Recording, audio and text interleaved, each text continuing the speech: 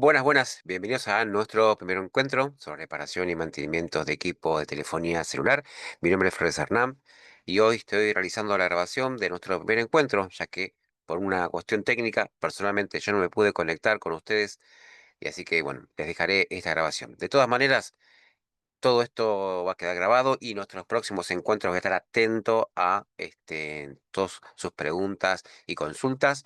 Hoy le comentaré cuáles serán los ejes de esta capacitación, cómo será la temática o la dinámica que vamos a abordar y me voy a presentar formalmente con ustedes también. Antes que nada, me presento formalmente con ustedes. Yo soy comerciante del área de electrónica ya hace unos cuantos años, con una antigüedad de 18 años aproximadamente sobre equipos de telefonía celular, pero también equipos de audio y todo lo que tenga que ver con placas de circuitos electrónicos. Actualmente tengo dos locales, uno que está en la Ciudad Autónoma de Buenos Aires, otro en provincia. Y bueno, y les comentaré justamente las inquietudes que ustedes tengan con respecto a esta cuestión de reparación y mantenimiento de telefonía. Abordaremos las fallas más comunes y las más fáciles de reparar hasta la más compleja. La cuestión será discernir en los límites de la reparación, ya que en la electrónica no todo se puede reparar y va a depender de varias situaciones. Primero, una de las variables más importantes es el acceso al repuesto. Así que vamos a abordar esta variable que es muy importante porque te ajusta muchísimo, ¿sí? Segundo, la adquisición de equipos y herramientas para hacer un mantenimiento, un diagnóstico y una reparación, ¿sí? Y importante, el conocimiento. Así que vamos a incursionar tanto en el conocimiento sobre cómo funciona la electrónica de un equipo móvil, como así también poder generar un diagnóstico, ¿sí? Ante una falla dentro de un equipo. Poder incursionar en la actividad que los proveedores de repuesto de tecnología tienen hoy en día, cómo adquirir y por dónde poder buscar un proveedor y los requerimientos que el proveedor necesita para poder vendernos el repuesto de la electrónica, ya que trabajar, por ejemplo, en lo que es la compra de unidades por internet suele tener un costo adicional bastante caro y además de esto, la incertidumbre que el repuesto llegue en buenas condiciones. Y si es que no llega, que nos puedan reconocer ¿no? El recambio. Por otro lado, las herramientas, que esto es vital importante, es decir, las herramientas que vas a utilizar para abrir un equipo, para generar un diagnóstico, para reparar el equipo y para montar nuevamente el equipo. Y algo muy importante que es el trato con el cliente. ¿Sí? Esto también vamos a tener que abordar porque mi intención es incursionar a cómo se trabaja en un comercio de reparación de telefonía celular. Tiene sus ventajas trabajar en un comercio y sus desventajas, y también tiene sus ventajas trabajar desde nuestra casa, como así también tiene sus desventajas. Bueno, estas dos posibilidades, estos dos escenarios, los vamos a abordar a lo largo de todas estas ediciones de los jueves a las 13. Recuerden que cada jornada va a estar siendo grabada y por eso yo les voy a dejar un relojito que va a estar siempre presente. Cuando hagamos la clase en vivo va a estar presente. La idea es que si ustedes quieren tomar nota en el momento que estamos haciendo la clase y quieren preguntar, no hay ningún problema. mm, Levantan la mano, yo escucharé sus comentarios, les responderé en el momento. Pero si vos crees que es necesario poder repasar con mayor tranquilidad, les voy a dejar un temporizador que va a estar presente siempre acá arriba. ¿Sí? Hoy no se los presento porque estamos haciendo una grabación, más que nada para la presentación. De manera que cuando vos tengas la posibilidad de tomar nota y apunte y veas la grabación, directamente puedas saber a qué hora y en qué minuto hablamos sobre tal cuestión y lo puedas repasar. De todas maneras, cada vez que nos encontremos, en los primeros minutos yo voy a consultar si tienen alguna inquietud, alguna duda, alguna pregunta, sea con los temas que trabajamos ediciones pasadas o alguna cuestión que ustedes quieran reparar. Mientras más los pueda ayudar, mucho mejor. Va a haber un grupo de WhatsApp justamente para hacer comunicaciones con ustedes ante cualquier eventualidad que surja dentro de la cursada, ¿sí? O contactos adicionales, a manuales, fichas técnicas, apuntes y demás. Eso por un lado. Abordemos tema de las herramientas mínimas, óptimas y, digamos, un estatus mucho más elevado, en el cual los costos van a ser más elevados, de estas herramientas me refiero. Y una de las cuestiones que vamos a trabajar muchísimo nosotros es con la generación de diagnóstico. Sí, eso es importantísimo a tener en cuenta. Bien, eso por un lado. ¿Cómo serán las clases? Bueno, las clases serán dinámicas, excepto hoy, que como yo les comenté, no me puedo conectar mm, por una cuestión netamente personal que ha ocurrido en el local que yo estoy trabajando, en el cual yo soy socio de los dos locales de hace unos cuantos años. Bueno, y me imposibilitó poder estar en vivo con ustedes este jueves. Mm. De todas maneras, tengo los recursos para poder conectarme desde el propio local o bien desde mi domicilio, es decir, en los tres lugares yo estoy trabajando, ya que los locales, cada uno tiene su taller y en mi domicilio también tengo el taller, me puedo conectar desde cualquier otro lugar. Pero bueno, tuve inconveniente y no puedo estar presente en ninguno de los tres lugares en el momento de efectuar la grabación con ustedes, que me hubiese encantado poder conocerlos, así que cuando nos vamos a conectar, voy a pretender conocerlos un poquito, saber de qué zona son y cuáles son los objetivos de ustedes y tomaré nota sobre esta cuestión.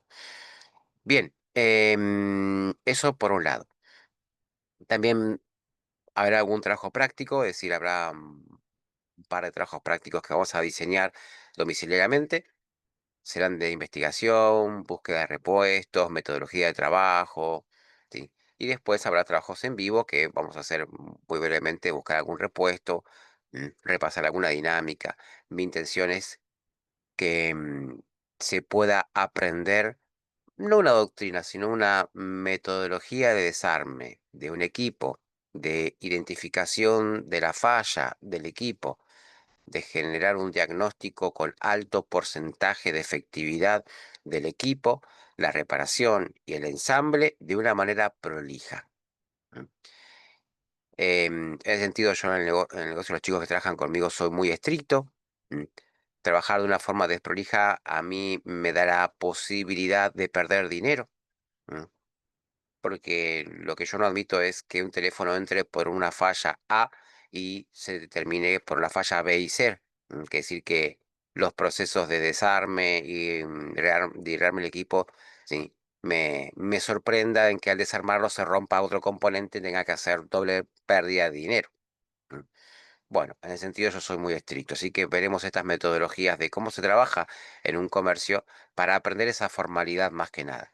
Así que si trabajas de tu propio domicilio y vos tenés tu propia doctrina de trabajo y a uno le parece el adecuado, bien, es respetable, no hay ningún problema. Yo les puedo comentar los que manejo yo en los dos locales, sí, y los que otros colegas que yo he trabajado y también siendo antiguamente competidores y ahora, bueno, formando una coalición, sí, nos basamos en diferentes sistemas o doctrinas o metodologías, mejor dicho, para que nuestros empleados puedan hacer una reparación sin perder dinero. La idea es, estamos en esta actividad no por amor al arte, porque no vas a reparar un equipo, comprar un repuesto, armarlo, mm, por amor al arte, sino que estamos acá porque la idea es una entrada de dinero adicional o una entrada de dinero. Bueno, así que esta parte de legales vamos a tener que hablarlo, porque es muy importante. Recuerden que cuando estás trabajando con un teléfono celular, además de trabajar con un aparato que contiene una placa de circuitos, electrónica, además, estás trabajando con un dispositivo que contiene datos. Y estos datos pueden ser un home banking o un monedero virtual, algún caché de memoria, acceso a cuentas de servicios y hay un riesgo de privacidad de datos que tenemos que contemplar. ¿M? Esto se abordará en muchísimas clases y abordaremos justamente una en particular que será el área técnica, que tiene que ver inclusive con la telefonía celular y el apartado de judiciales. Bueno, eso es importante a tener en cuenta. Bien, comenzaremos reconociendo las diferentes partes del equipo, las herramientas que vamos a utilizar, como ya les comenté. mínimas, óptimas y herramientas de Excelsior para hacer un diagnóstico. La idea es profundizar justamente en una placa de circuitos, ¿sí? Y hacer una reparación mucho más exhaustiva, ¿m? Y poder discernir si realmente vale la pena reparar un equipo o no. Vale la pena desmontar un IC, buscar el repuesto o no antes de comprar un equipo nuevo. Para eso las variables son muchísimas. Desde el conocimiento que vos tengas para hacer ese diagnóstico, para reconocer si algún integrado que está dañado, desde el acceso a las herramientas y la metodología de trabajo que vos tengas para hacer esto, ¿sí? Hasta bien el acceso al repuesto, y si es un equipo que es medianamente barato conseguirlo, quizás el esfuerzo del cliente, el cambio del repuesto y demás sale mucho más caro que adquirir un equipo nuevo. Mm. Entonces, bueno, eso es otra variable importante a tener en cuenta, es el tipo de equipo que se intenta reparar. Ya que recuerden que en este mundo de la electrónica, todos los repuestos que vos conseguís no son 100% originales. La gran mayoría es de imitación, habla de muy mala, media y un poquito más alta calidad, pero no llegan ni de lejos, ¿sí? A la calidad 100% símil del fabricante cuando uno adquiere el teléfono nuevo. Eso es vital a tener en cuenta. Bien, vamos a comenzar por las herramientas mínimas que uno puede adquirir para este mundo del mantenimiento. Me refiero a las herramientas de bajo costo, ¿m? Pero que son mega indispensables para comenzar a incursionar en el mundo de la reparación de la telefonía celular o bien en el mundo de la electrónica en general, en lo que tenga placa de circuitos. ¿Sí? Una de las herramientas, ¿m? a utilizar, ¿sí? Va a ser la pulsera antiestática. ¿M? Y esto es mega importante. ¿M? ¿Por qué? Porque la idea de la pulsera es no protegerte a vos, el ser humano, ¿m? De la electricidad que pueda generar una plaqueta o un dispositivo electrónico, sino viceversa, proteger a la plaqueta de circuito impreso de nuestra carga estática. ¿M? Por suerte esta herramienta está bastante barata, no es muy caro y tampoco es imposible conseguirlo, aunque, bueno, 12.000 pesos es bastante caro para este modelo, pero más o menos están entre 2, 3.000 pesos, ¿sí? La idea es que esta pequeña pulsera vos te la puedas colocar en la muñeca, en el antebrazo, y ese dente de caimán que vos tengas los puedas conectar a cualquier elemento que tenga contacto a tierra. No la puesta a tierra del circuito eléctrico de tu domicilio, sino alguna pata de metal o alguna mesa de trabajo, que esté tocando el suelo. Recuerden que lo menos recomendado para un taller de electrónica y telefonía celular, que es lo mismo, es que el piso sea de alfombra. ¿M? La alfombra es el enemigo número uno que genera mucho más estática a la hora de trabajar con una placa de circuitos.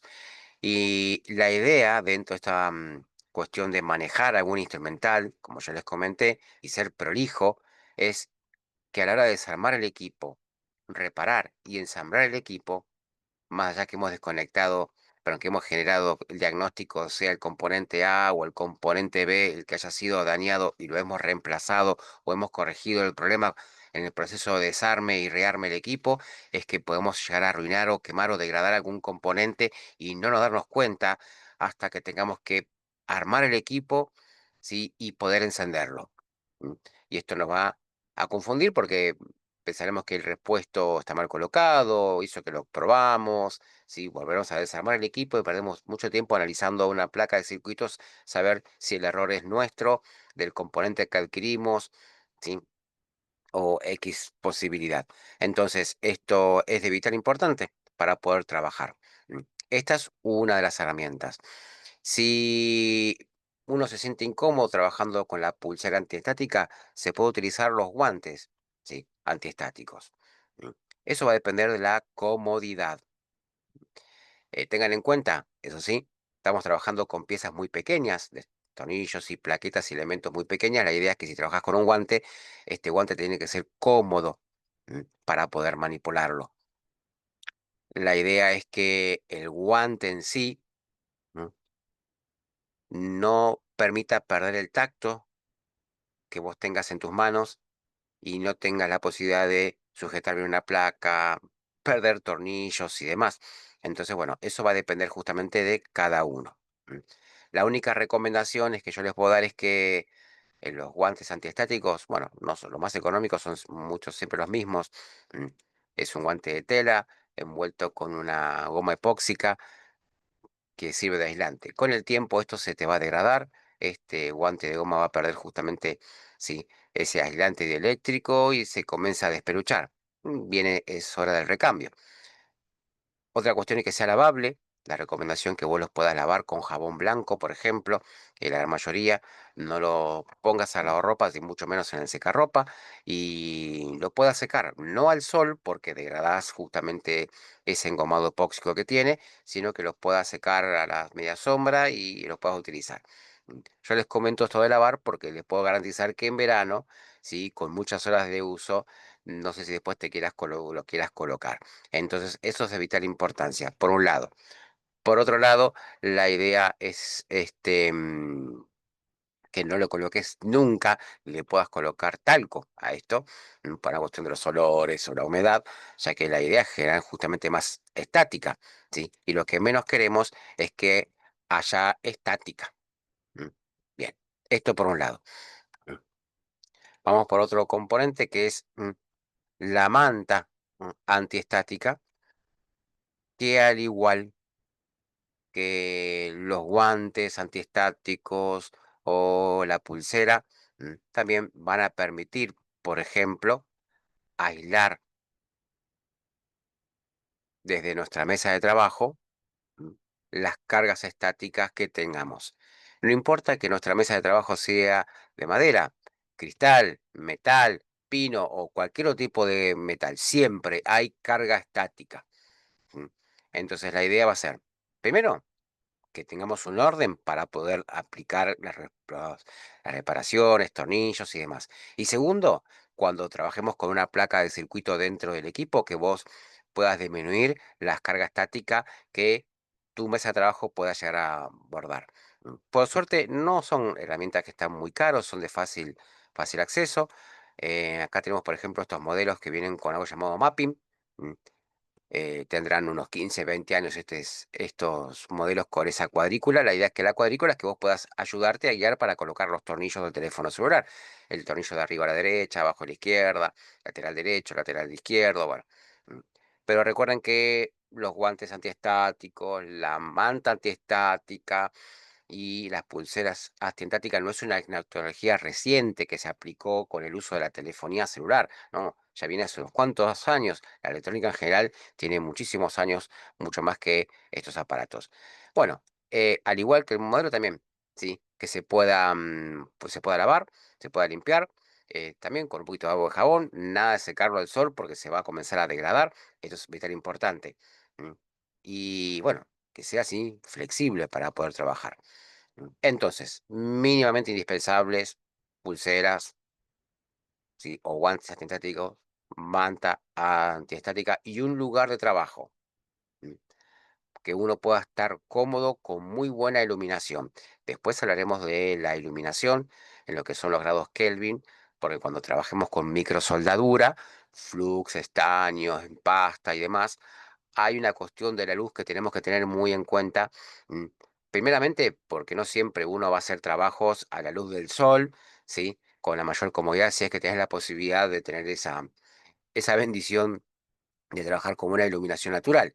A veces los trabajos se tienen que hacer en plena oscuridad, en plena noche, ¿sí? Y es una muy buena iluminación. Primero, para que tus ojos no tengan que sacrificarte con dolores de cabeza futuros. Y segundo, ¿sí?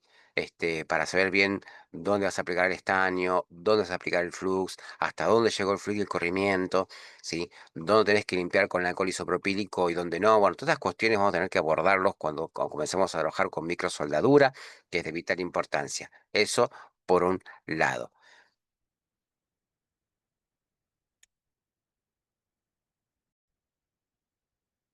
Ahora sí, los distintos tipos de herramientas que vamos a utilizar en el futuro, como potencia regulable, estación de soldado y demás, prefiero verlos en ustedes cuando estemos conectados, así abordamos calidad. A esto nos falta los tipos de destornilladores, que también pretendo abordarlo con ustedes porque hay distintas calidades. Yo preferí arrancar por esto, por las pulseras, o los guantes, o las mantas antiestáticas. También hay diferentes calidades, pero son elementos medianamente genéricos, ¿sí? Y no hay mucha variabilidad con el tema de la calidad del insumo. Ahora, destornilladores, multímetros, estaciones de soldados y demás otras herramientas que vamos a trabajar, sí hay diferentes calidades y prefería abordarlo con ustedes cuando estén presentes, cuando nos encontremos, y así ustedes pueden abordar las dudas que ustedes tengan. Ahora, lo que vamos a ver a continuación sería una introducción a cómo está montado electrónicamente un teléfono móvil, es decir, cómo será la circuitería en sí de un teléfono móvil. Así que esto, para comenzar, nuestro primer paso está hecho con una animación y con una voz en off, así lo hacemos mucho más interactivo. Mm.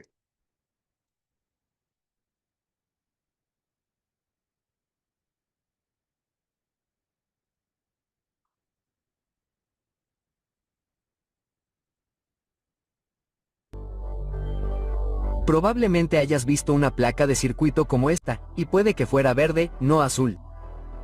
Pero lo que quizá no sepas es que esta placa de circuito es en realidad un laberinto multicapa de cientos de cables de cobre. Esta PCB proporciona estructura y organización para que todos los componentes se monten en la superficie, mientras que los cables del medio permiten que cada uno de los componentes se comunique y funcione en conjunto. Entonces, ¿qué hay dentro de la placa de circuito impreso y cómo funciona? Primero, establezcamos la diferencia entre componentes como los microchips, resistencias, condensadores, conectores y la propia placa de circuito impreso. Estos son los componentes y están soldados o unidos a la PCB. El término placa base se refiere a una placa de circuito impreso con los componentes montados en ella, mientras que una PCB es simplemente una placa plana sin nada encima. Ciertos componentes, como la pantalla y la cámara, no están montados directamente en la PCB, sino que están unidos a ella mediante un conjunto de conectores de acoplamiento y un cable plano. Bien, atenti porque vamos a ver muchísimo sobre la arquitectura y la forma de conectividad dentro de los equipos. En estas primeras jornadas veremos el conocimiento de cómo trabaja un equipo, tanto a nivel hardware como a nivel software. Después comenzaremos a ver los diagnósticos más básicos, es decir, el top 10 de las fallas más comunes y cómo con muy poquitos insumos podemos reparar los equipos. Y después, cuando la arquitectura sea un poco más compleja, bien, ahí vamos a abordar justamente cómo trabaja un circuito integrado, cómo detectar la falla de un circuito integrado con un porcentaje, ¿sí?, de exactitud. Por eso va a depender más que nada del conocimiento de electrónica que se tenga, pero tranqui. Vamos a abordar sobre la electrónica básica mm, para poder saber cómo trabaja un componente, voltajes y demás. Recuerden que por cada jornada que vamos a tener, va a haber un conjunto de bibliografía, es decir, por cada encuentro que tengamos, yo les voy a dejar a ustedes PDFs, aplicativos, software, ¿sí? El contenido va a ser bastante surtido para que ustedes se puedan leer y por cada vez que nos encontremos voy a consultar si han podido leer ese contenido que yo les dejé. Va a haber lectura obligatoria para poder abordar justamente las cuestiones que vamos a abordar en clase y después haber obligatoria adaptativa que servirá como reforzamiento de los temas adicionales. Con respecto a la electrónica, por ejemplo, bien, va a haber de ambos. Sí, va a haber un contenido de resumen en el cual vamos a incursionar, por ejemplo, capacitores, diodos, bobinas y demás, y después va a haber contenido mucho más avanzado que eso sería de optativo, ¿sí? En lo que es la tecnología o la lógica de la electrónica, para que ustedes puedan, aquel que quiera informarse más, profundizar en el concepto. Esta es una radiografía que tomé de esta PCB. Las áreas oscuras son los cables o pistas conductores, y hay muchos. Y el resto del material es un aislante no conductor hecho de fibra de vidrio tejida con un aglutinante de resina epoxi llamado FFR4. En esta imagen de rayos X, puedes ver varias capas de cables, todas unas encima de otras, pero en realidad no se tocan. Vale, sigamos. Este es el microchip principal del teléfono inteligente. Se llama sistema en un chip o SoC para abreviar. y se monta en la PCB en una cuadrícula de puntos de conexión o almohadillas denominada matriz de rejilla esférica, conectando así el cerebro del teléfono inteligente a los cables o pistas que recorre la PCB. Hay muchas otras almohadillas en la PCB para otros microchips, como el chip de memoria y el chip inalámbrico, así como resistencias, condensadores y otros componentes. Centrémonos en un pequeño conjunto de cables. Estas 15 pistas conectan el SOC a la cámara trasera de 16 megapíxeles, mientras que estas 10 pistas conectan el SOC a la cámara frontal de 5 megapíxeles. El mayor número de pistas permite enviar más datos.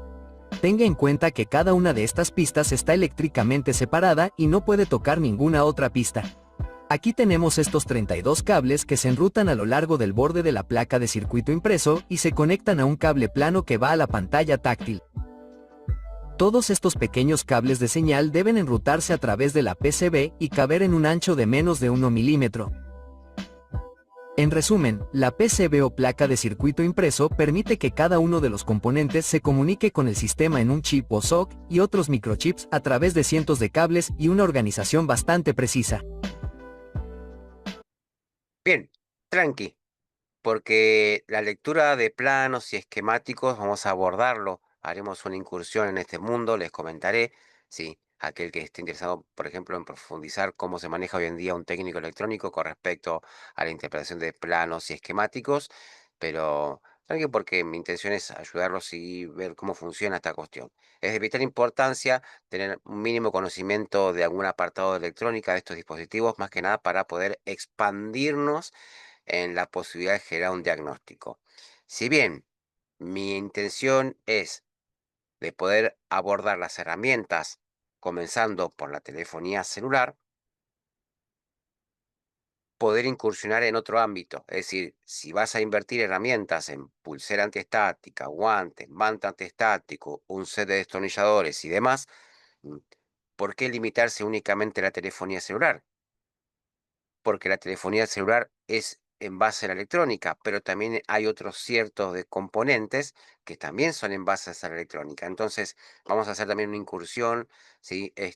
Por otros dispositivos que son de uso común y vas a ver que no difieren mucho en algunos casos de reparación de algún equipo que podrías aplicarlo tanto con un móvil, por ejemplo, con otro equipo, como ser, por ejemplo, consola videojuego o alguna cuestión de una laptop. mm, que vas a incursionar con las mismas herramientas. Pero esto vamos a ir despacio, mm, para que ustedes lo puedan asimilar. Entonces, ¿de qué está hecha la placa de circuito impreso? Bueno, la PCB de este teléfono inteligente está hecha de 10 capas conductoras. Vamos a repasarlas rápidamente. Las capas superior e inferior se utilizan para montar componentes y actuar como antenas múltiples.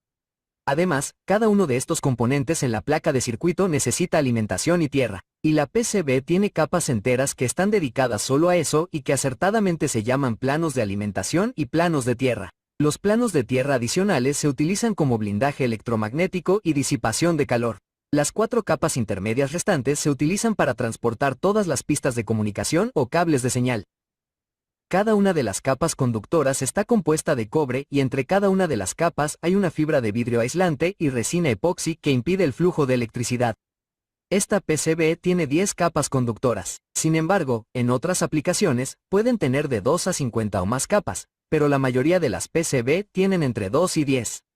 Además, en la parte superior e inferior hay una capa de máscara de soldadura de color, que proporciona aislamiento eléctrico al tiempo que mantiene accesibles las almohadillas de montaje de los componentes. Y encima de eso hay serigrafía, que es simplemente tinta utilizada para marcas y letras que indican dónde se colocan los componentes. Entonces, ¿dónde estábamos? Vale, con 10 capas de cobre conductoras independientes y material aislante entre cada capa, ¿cómo viajan las señales de una capa a otra? Bueno, los bus o ejes de interconexión vertical realizan esta función. Puedes verlos en las radiografías aquí. Los bus son agujeros taladrados y metalizados que conectan 2 o más capas. Hay 3 tipos de bus. Los bus pasantes son agujeros que van de la capa superior a la inferior. Los bus ciegos conectan la capa superior o inferior a una capa intermedia. Y los bus enterrados conectan las capas internas entre sí. Dado que los bus pueden atravesar varias capas, cuando atraviesan una capa a la que no quieren conectarse, el cobre se elimina de alrededor de la vía en esa capa. Echemos otro vistazo a una radiografía de una parte muy pequeña de esta PCB. Y luego acerquemos aún más esta radiografía. Aquí están las almohadillas en la parte superior de la PCB para montar componentes. Y en el interior, puedes ver un conjunto de cables que van en esta dirección y luego otro conjunto de cables que van perpendiculares a esa dirección en una capa separada y un tercer conjunto de cables que van en ángulo mientras que los bus van entre cada capa. Aquí tienes una moneda de 10 centavos para que puedas hacerte una idea de la escala del tamaño de estos cables. Estos intrincados cables que se encuentran dentro de la PCB en el centro de tu teléfono inteligente son simplemente alucinantes. Vale, sigamos adelante. Cada modelo de teléfono inteligente es diferente en forma y especificaciones y, por lo tanto, cada uno tiene una placa de circuito impreso diferente que los ingenieros diseñan cuidadosamente. Por ejemplo, algunos teléfonos inteligentes separan las PCB superior e inferior. La más grande se llama placa base y la más pequeña, placa hija. O, por poner otro ejemplo, algunos teléfonos inteligentes más nuevos apilan las PCB una encima de otra para que quepa más espacio para una batería más grande y más cámaras. Otro detalle importante es que esta PCB es ligera y pequeña. Pesa poco menos que una cucharada de agua. Y aunque cabe dentro de tu smartphone, los ingenieros han estado innovando continuamente, haciendo que los microchips, resistencias, condensadores, inductores y conectores sean lo más pequeños posible. Algunos de estos componentes son más pequeños que una pulga. Los diseños antiguos de PCB utilizaban componentes que ocupaban mucho más espacio tanto en la placa como a través de ella. Debido a su mecanismo de montaje como una pata que pasa por un agujero, estos diseños antiguos se llamaban componentes de agujero pasante. Sin embargo, estos componentes son todos dispositivos de montaje superficial o SMD y los ingenieros están desarrollando continuamente soluciones más pequeñas y ligeras.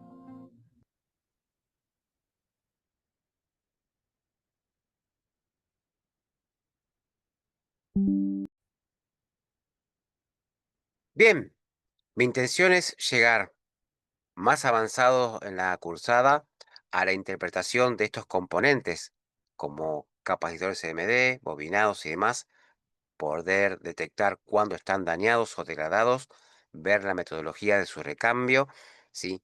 Y poder reemplazarlos. Recuerden que estamos hablando de componentes muy, muy pequeños, por eso veremos algunas herramientas como lente de aumento y diferentes tipos de recursos para poder trabajar. Esto va a depender justamente de la comodidad que tengamos nosotros para poder trabajar, la luz, ¿sí? Y en nuestro ambiente de trabajo. Pero bueno, de a poquito la idea va a ser conocer las partes y comenzar a hacer algún mantenimiento de estos equipos. Espero con esta etapa no comenzar a asustarlos, mm, pero bueno, es parte de la electrónica y vamos a tener que ir lentamente, poder incursionar en este mundo. Ahora sí, vamos a abordar la biografía de la clase número uno, que va a comenzar a incursionar levemente, ¿sí? En la lectura. Recuerden, como ya les comenté anteriormente, por cada jornada vas a encontrar PDFs o planillas o imágenes y también software que les voy a brindar para poder trabajar tanto desde el punto de vista de la telefonía celular, me refiero al software, como así también al punto de vista de los equipos móviles. Mm. Pero bueno, encontrarán, por ejemplo, en la biografía número uno, mm, varios PDFs. Fundamentos básicos de telefonía, características del dispositivo. ¿Sí? Es decir, tenemos varios para trabajar. Yo acá les dejo justamente esto. Los fundamentos básicos de telefonía móvil son 10 páginas y va a incursionar justamente en los pasos muy chiquititos, bastante sencillos su lectura sobre cómo funciona la telefonía celular, el sistema de comunicación, algunos componentes. Esto es como el ABC de la telefonía. No redacta, por ejemplo, cómo funciona un equipo por dentro, pero sí cómo funciona el sistema de telefonía celular. Después vas a encontrar uno denominado queso de smartphone. Esto tiene 26 páginas. Y acá sí comienza con un poquito más tecnicista del punto de vista, si se quiere decir, del teléfono móvil, ¿sí? De 26 páginas. Y después sobre la arquitectura del equipo. Ahí comenzamos viendo una animación un poquito sobre esta cuestión, así que clases posteriores vamos a ir profundizando mucho más. Si bien los PDF que yo les dejo en el día de hoy son muy básicos, mm, para su lectura, interpretación. A medida que vamos abordando las clases, la lectura se va poniendo más cargada, ¿sí? Y mucho más compleja.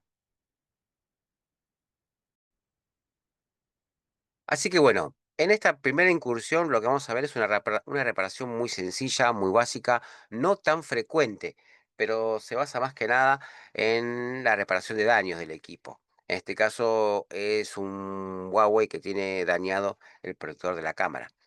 Vamos a ver hoy en día cuánto podría estar este equipo, por ejemplo. Estamos hablando de un Huawei P40 Lite. Y el que vamos a reponer justamente, vídeo repuesto de cámara de lente, que tiene un valor de 6.300. Mm, Bueno, veremos la metodología de poder cambiar justamente ese protector. Mm. Para esto, necesariamente, no es necesario utilizar un guantes antiestático, la pulsera, porque directamente es la carcasa, pero bueno, se aplicará como una cuestión de costumbre, ¿no? Ahí tenemos nuestro equipo, el repuesto que se ha adquirido para el equipo. Ha tenido un pequeño golpe, ahí se llega a ver un poquito de contraluz, ahí está, el daño, se ha descascarado un poco el lente de protector. El equipo es funcional, no tiene roto la pantalla, nada, pero bueno, simplemente el cliente nos solicitó este cambio. ¿Mm? Para poder abrir unos caminos hay muchísimos métodos, pero recuerden que esto no es cristal, esto es un plástico en base acrílico y una de las herramientas que tenemos que tener y no se compra es la paciencia.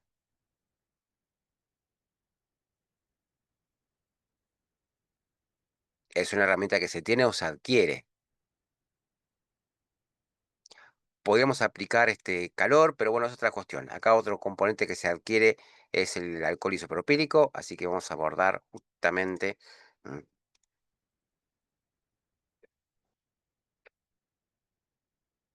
el alcohol isopropílico es un componente importantísimo en la electrónica. mm, Lo vas a conseguir, por ejemplo, como aerosol, gasificado, como en bidones. Bueno, está aplicado para muchas industrias. Por ahí en internet lo puedas conseguir orientado al ámbito de la electrónica o al ámbito de los alimentos, pero nosotros vamos a abordar la parte de la electrónica. El alcohol isopropílico nos va a servir tanto, ¿sí? Para limpiar un equipo, no es recomendable utilizar perdón, el alcohol común, ya que el alcohol común tiene un degradante que arruina el plástico de los equipos. Si bien higieniza, limpia y todo lo que vos quieras, ¿sí? Pero la idea es que no tiene esas composiciones para degradar los plásticos y resecarlos. Mm. Nos han enseñado, por ejemplo, mucho los medios de comunicación, hasta internet, que para limpiar, por ejemplo, un teclado o limpiar nuestra pantalla con un paño con alcohol es lo mejor. También va a desinfectar, pero no es lo adecuado. Arruinás y degradás el táctil, el hidrogel o el protector que vos tengas, ¿sí? Porque es un elemento de alta alcalinidad y corroe y desgasta. El alcohol isopropílico hace exactamente lo mismo, ¿sí? Pero no tiene tan fuerte los compuestos para degradar el plástico. Entonces te va a servir para limpiar, para preparar la zona ante una reparación, por ejemplo, con microsoldadura, durante el proceso de reposición de cambio de microsoldadura de un componente especial y después de haber hecho la reparación. ¿M? Entonces es un bien bastante preciado ¿m? Para esta situación. Y lo que se aplica acá es justamente un poquito de alcohol isopropílico porque este plástico está pegado. ¿M? Con un adhesivo, después veremos el tema de la calidad de este adhesivo. Y con esta herramienta que yo les comentaba, que es la paciencia, retiraremos el componente.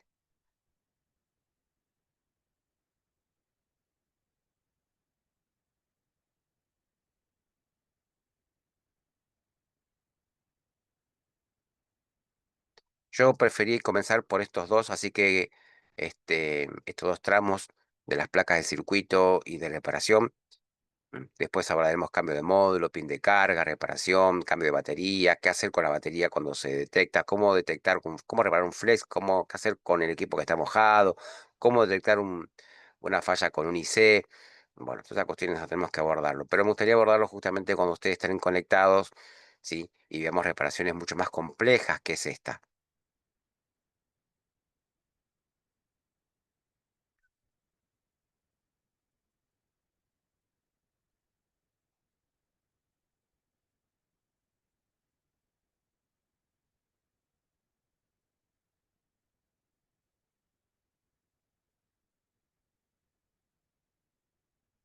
Sí, vamos a necesitar un poquito más de precisión. Lo peor que nos puede llegar a pasar es que algún pedazo de plástico ingrese ahí en las cámaras, pero bueno, nada que se pueda solucionar, por ejemplo, limpiando la superficie. Cuando coloques el pegamento, obviamente, vamos a tener que ver los tipos de pegamentos que tenemos en nuestro mercado, que es un pegamento estrictamente para la electrónica, no es ningún otro adhesivo, reacciona con calor para su disolución.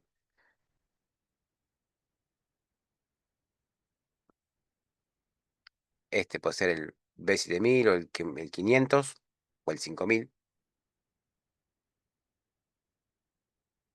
Y lo vamos a utilizar tanto para cambios de pantalla, reparación de jaula de Faraday que tienen todos los equipos de electrónica, bastidor, tapa contra tapa.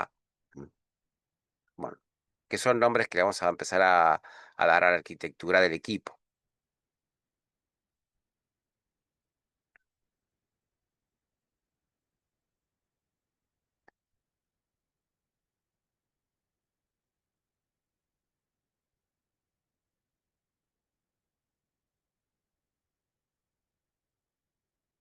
Tranquilos porque este, mm, en las clases que ustedes se van a conectar, yo voy a consultar si tienen alguna duda, ustedes pueden preguntar. Lo único que les voy a pedir es así, levanten la mano, así no se pisan y pueden preguntar sobre procesos y demás de estos equipos. Yo arranqué y vamos a arrancar por ejemplos muy sencillos, mucho más sencillos que clases posteriores.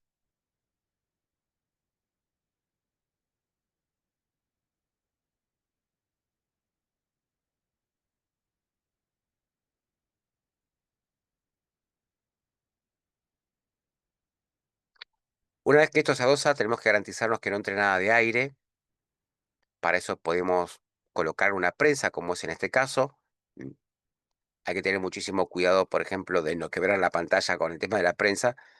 Y si no, le podemos poner un poquito de peso, algún contrapeso para garantizarnos que el plástico no se abra y no ingrese aire. Mm. Recuerden, el equipo lo único que tenía era este problema, simplemente el protector de la lente del cámara, el resto funcionaba a 10 puntos. Problema físico antes que lógico.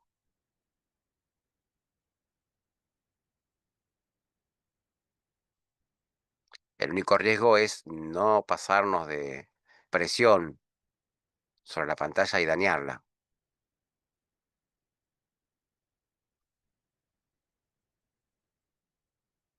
El tiempo de secado, bueno, va a depender justamente del tipo de pegamento que utilicemos. Puede variar entre 30, 40, hora y 20. Ahí también depende de las condiciones de humedad y las condiciones de trabajo.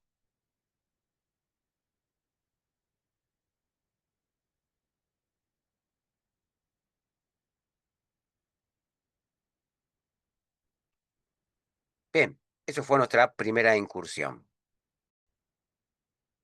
Para aquellos que están interesados en avanzar bastante rápido en contenido, bueno, les comento, mi intención es llegar y abordar el siguiente proceso, mm, en lo que es el stencil para lo que es el rebaring, pero abordaremos en este caso las pautas sobre cuándo es necesario hacer este proceso de rebaring, las temperaturas, la metodología, el acceso a la reposición, ¿sí? Porque no siempre es exitoso, mm, no siempre es plausible y es efectivo, porque tenemos que tener en cuenta que este proceso para hacer un revaling, desmontar un IC, volver a remontarlo por su contracción y su dilatación, va a depender justamente de que podamos comprender si es necesario hacer este proceso o no. Si es una falla enteramente del IC, es decir, del circuito integrado, o no es una falla del circuito integrado, y si lo es, por más que el circuito esté dañado, digamos, esto no tiene solución, ¿sí? Entonces habría que ver si es de fácil acceso a la reposición desde el circuito integrado, es decir, comercialmente hablando, si es asequible o no lo es. Bueno, así que mucho más avanzado, incursionaremos en este proceso.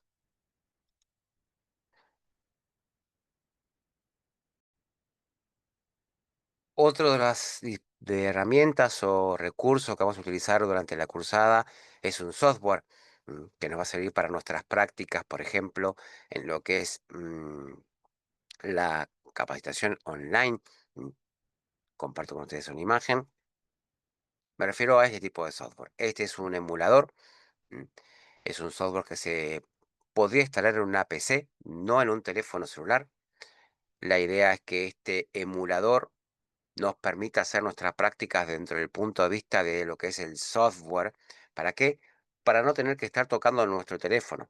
En las prácticas que haremos sobre software, ¿sí? Si no tenés ningún teléfono para someterlo a práctica con el temor de equivocarnos en nuestra práctica, bien, les puedo proponer justamente este programa mm, que se instala en una PC, por ejemplo, mm, y esto te va a permitir mm, em, poner en práctica todos los conocimientos que vamos a hacer de configuración, sí, mantenimiento de equipo y demás. Es gratuito este software, no hay que adquirirlo, lo podemos descargar, yo les voy a dejar alguna versión la más estable para poder trabajarlo, pero recuerden, no es un software que se instala en un móvil, sino es un software que se instala en la PC y la idea es poder simular una tablet o teléfono celular para que vos puedas hacer tus prácticas de configuración sin tener que dañar un celular en lo que respecta a la configuración, si es que ese es nuestro temor. ¿M? Pero bueno, abordaremos esto desde el punto de vista de instalación, de configuración y de los tipos de virtualización. Ahora, si tenés un teléfono celular para hacer nuestras prácticas y no tenés ningún temor en poder cometer algún error con la configuración, bienvenido sea. No es necesario usar estrictamente este tipo de software, ¿sí? Para PCs, por ejemplo. Ahora bien, una de las herramientas que vamos a utilizar, pero prefiero ver con ustedes los tipos, modelos y marcas, son los multímetros digitales. ¿M? Porque sí, vamos a tener que utilizar este aparato para poder hacer mediciones. Pero veremos, por ejemplo, diferentes tipos de aparatos, marcas, modelos, calidad, ¿sí? Trabajaremos, por ejemplo, con el digital, ya que el analógico tiene su diferencia para lo que es la lectura, y el digital es el que más accesible. Dentro de lo que es el digital, bueno, vamos a incursionar en algún modelo específico para poder hacer nuestras mediciones y nuestra precisión. Pero también hablaremos de precios, que esto es importante. Así que yo les voy a dejar después en nuestro grupo de WhatsApp cuando esté armado, ¿sí? Un listado, pero un tutorial sobre el uso del multímetro digital en lo que es la electrónica. ¿M? Y esto, aquel que no tenga experiencia con este tipo de dispositivos, para eso les recomiendo que poder justamente aplicarlo porque te da toda una introducción para hacer la lectura, intervención de fallas y demás. ¿M? Pero bueno, se los voy a dejar justamente como contenido extra para que ustedes lo puedan visualizar. Desde el punto de vista de bibliografía, yo les voy a dejar muchas fichas técnicas, ¿sí? Pero preferiría abordar justamente la selección de esta herramienta cuando ustedes estén presentes, así puedan hacer preguntas sobre calidad y tipos que hay y acceso al mercado. Y lo más importante, el precio de estos componentes. Mucho más adentrado en la cursada y ya más profundo en lo que es el tema de lectura de placas. Una de las cuestiones que vamos a entrar en profundidad es justamente la reparación de pads, ¿sí? O las voladuras de pistas dentro de esa placa. Pero primero vamos a abordar justamente cómo está compuesta una placa, ¿sí? Y demás. Acá tenemos, por ejemplo, una que tiene un daño, que es esta pista que tengamos acá. y veremos cómo reparar. En caso que nos pase esta cuestión de desarmar a un equipo, sea que aplicamos mucho calor o somos muy abrasivos con la placa, mm, ¿cómo le encontramos la solución y reponer nuestra placa con el uso de algún kit que se puede llegar a conseguir con pasta reactiva UV, por ejemplo? Pero bueno, como ya les comenté, esto mucho más adentrado en nuestra cursada. Una de las cuestiones que vamos a abordar es justamente la electrónica, diferentes interpretaciones de valores, arrancando mínimamente por ley de Ohm, ley de Watts, ¿sí? Uso de valores en microfaradios, capacitores, CMD. Así que vamos a incursionar un poquitín con la electrónica básica que nos podemos encontrar en cualquier electrodoméstico. Más que nada, para comenzar a incursionar, si verdaderamente esto nos gusta o no.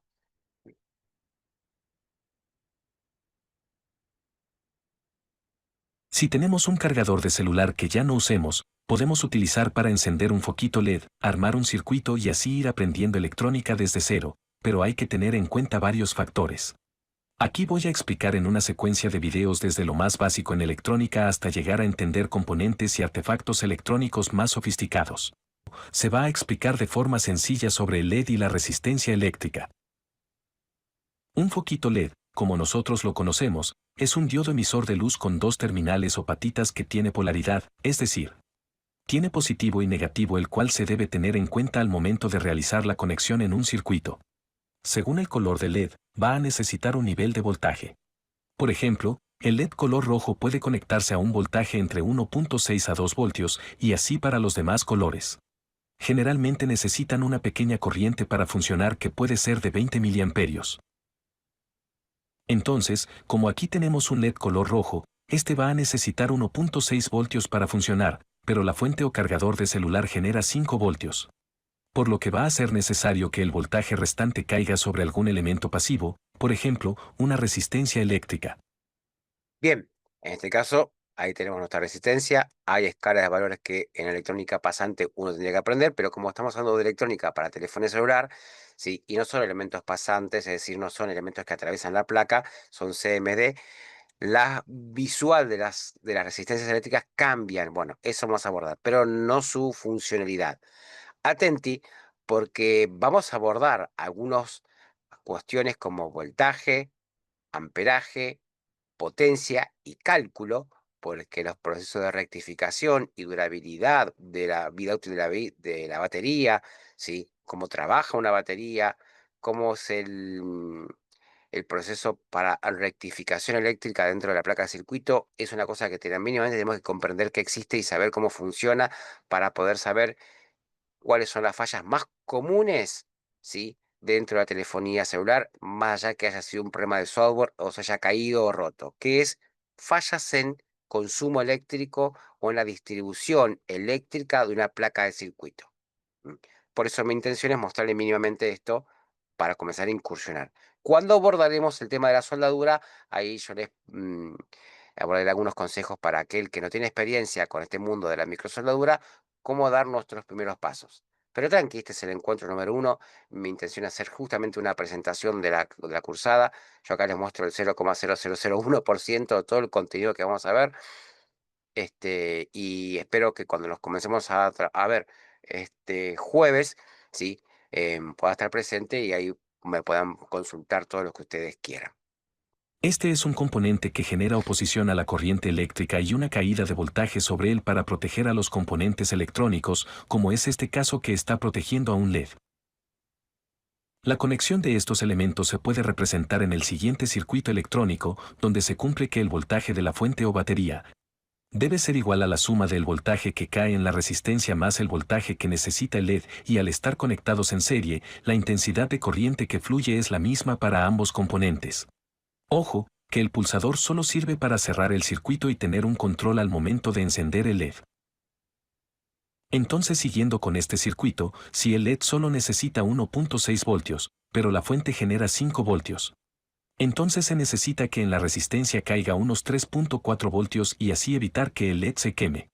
Ahora la pregunta es, ¿Cómo podemos hacer que en la resistencia caiga los 3.4 voltios restantes? Para ello, tenemos que calcular el valor de la resistencia. Mientras más valor tenga, mayor voltaje caerá sobre esta resistencia. En este circuito podemos ver el cálculo.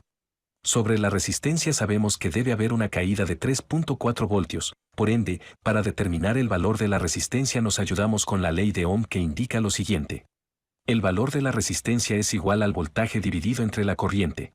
Entonces, el valor de la resistencia será igual a 3.4 voltios que se necesita que caiga sobre la resistencia, dividido entre 0.2 amperios que es lo mismo a 20 miliamperios. Bien, entonces, una de las cuestiones que yo les voy a pedir en esta capacitación, entre la clase 2 y, no, entre la 2 y 3, es interpretar justamente la nomenclatura que tengas en nuestro cargador, ¿sí? Más que nada para poder aprender lo que es el tema del amperaje, potencia, resistividad, voltaje, y arrancando por corriente continua o directa, como le queramos decir, y ahí utilizar justamente nuestro multímetro. Pero bueno, esto me estoy arriesgando acá a dar un contenido que mayormente lo suelo dar entre la clase 2, por ejemplo, o en la clase 3. Obteniendo así un valor de 170 ohmios para la resistencia. Nosotros vamos a buscar un valor más próximo a este valor, por ejemplo, 180 ohmios para la resistencia es un valor más comercial. Las resistencias traen varias bandas de colores, las cuales cada color y posición indican un número para así saber el valor de la resistencia. Aquí podemos ver una tabla y el valor que asume cada banda. Si la resistencia es de 4 bandas, entonces se interpreta de la siguiente manera. Colocando la resistencia en horizontal y el color dorado siempre que quede al lado derecho sería así. Las bandas 1 y 2 conforman el número, la tercera banda es el multiplicador y la cuarta banda indica la tolerancia que por lo general viene de color dorado. Por lo que, para esta resistencia, el color de la banda 1 es marrón o café que su valor es 1, la segunda banda es de color gris y su valor es 8, la tercera banda es de color café por lo que el multiplicador es por 10. Teniendo así un valor de la resistencia de 180 ohmios. Entonces, hasta este punto ya sabemos qué función cumple la resistencia en un circuito. En el cable del cargador trae 4 cables delgados de colores, de los cuales solo 2 proporcionan los 5 voltios, y estos son, el cable rojo es el positivo y el negro es el negativo. Los otros 2 cables no se deben usar. Como ya se vio, el LED tiene terminales positivo y negativo, esto se debe conectar igual con la alimentación del cargador si lo conectas el cable positivo de la fuente al lado negativo del LED. Este simplemente no va a encender. La resistencia no tiene polaridad por lo que no interesa para qué lado lo coloques. El pulsador solo sirve para tener un control al momento de encender o apagar el LED, este puede ir antes de la resistencia o también después del LED. Chicos, nos veremos el jueves 16, ¿sí? A las 13.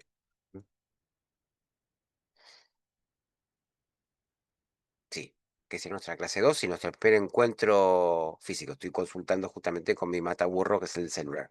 Así que hasta acá simplemente es una breve incursión y me gustaría estar conectado con ustedes. Así que bueno, todas las dudas y preguntas, sí, y la metodología en presentación y la mayor profundidad de mi formación lo vamos a abordar este jueves. Por esta grabación, que es una introducción, ¿sí? Un saludo grande a ustedes y bueno, esperemos sacarle provecho a cómo explotar este recurso a nuestro beneficio y poder manipularlo y repararlo, a voluntad nuestra. Un gusto, chicos. Nos veremos en un futuro próximo.